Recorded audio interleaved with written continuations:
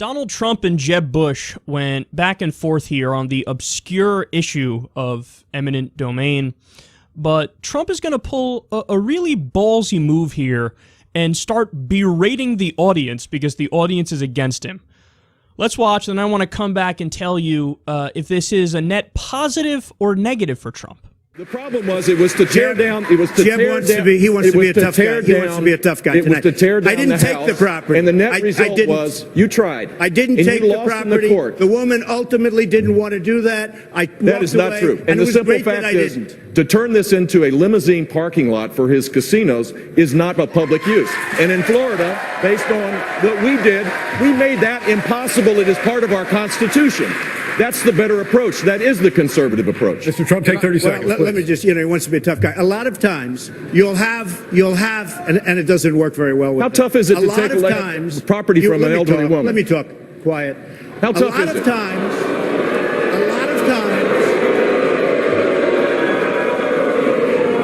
that's all of his donors and special interests out there. So, that's what it is. That's what, and by the way, let me just tell you, we needed tickets. You can't get them. You know who has the tickets for I'm talking about to the television audience? Donors, special interests, the people that are putting up the money. So it is. The RNC told us we have all donors in the audience, and the reason they're not loving me, the reason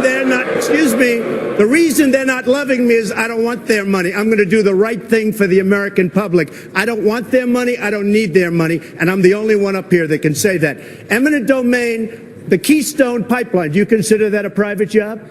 I consider it a public use. No, let me ask you, Jeb. Do you consider the Keystone Pipeline private? Is it public or private? It's a public use. Oh, really? A public use? No, Yeah. It's a private job. It's a public use. It's a private job. Established by the courts, federal, state You courts. wouldn't have the Keystone Pipeline that you want so badly without eminent domain. All right, gentlemen, you wouldn't have massive, excuse me, Josh, you wouldn't have massive factories without eminent domain.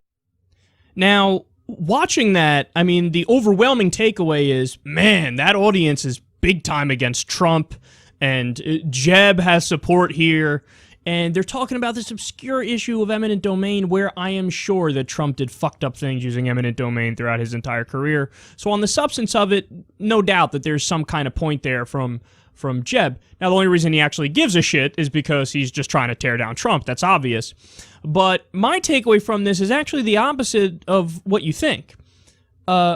I think this was a massive plus for Trump. Why? Because he has this incredible ability to always flip it back on you. He did this talking to Bill O'Reilly when he skipped the Fox News debate, where he acted like, me skipping the debate? I'm not skipping the debate. Fox is making it. Fox is putting me in that position. It's on them. It's not on me. So he flips it.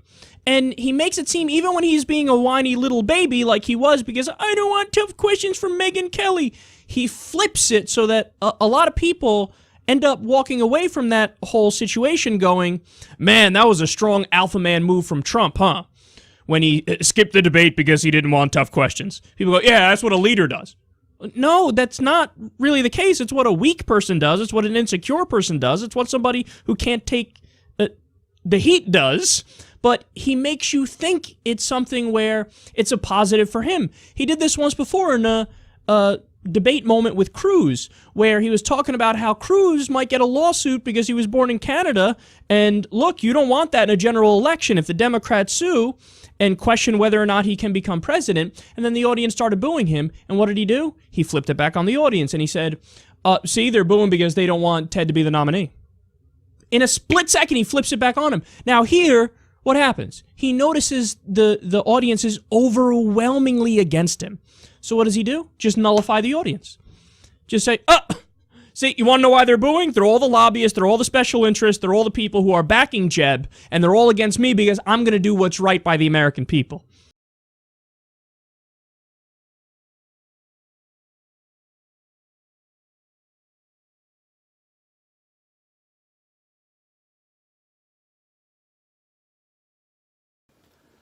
Tell voters, you have to tell them this in a similar way to what Trump did in 2016. Tell voters that this highly organized effort to take you down is because you represent the will of the people, and you're not representing the corporate donors.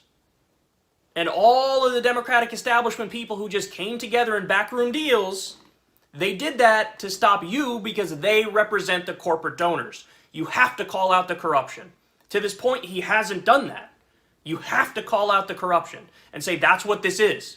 Because I got news for you. The Republican establishment lost to Trump, and they weren't as organized. Up until a couple days ago, the Democratic establishment was equally unorganized to the Republican establishment in 2016, but as soon as Mayor Pete dropped out, Amy dropped out, they endorsed Biden, Beto came along and endorsed Biden, you got the positive media coverage. That was the establishment coalescing in a way that the Republicans in 2016 failed to do. So we have a more highly organized opposition. So you have to recognize that. And one of the strongest weapons you have against that is to call it what it is. Say, hey, hold on now. Don't you find it curious the day before Super Tuesday? They all had to drop out and endorse Biden? I wonder why that is. You do know that if they didn't do that, I would be running away with this thing, right? Ask yourself, why did they do this out of last-minute desperation? Answer, they represent the corporate donors. I don't. Vote for me.